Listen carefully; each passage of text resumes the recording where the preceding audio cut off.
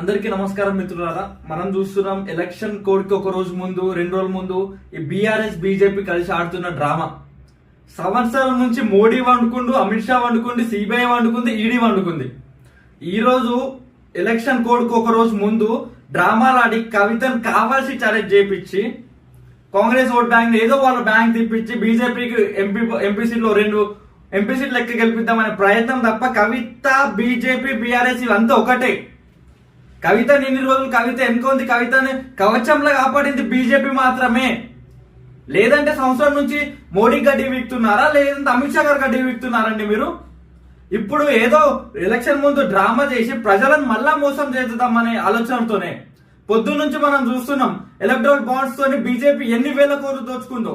వీళ్ళు లక్షల కోట్లు, వాళ్ళు లక్షల కోట్లు దోచుకొని గాడిది రాసుకుంటే బూడిది రాలిందన్నట్టు మళ్ళా ఈ రోజు మళ్ళా డ్రామాలు చేసి మళ్ళా ప్రజలను మోసం చేద్దాం.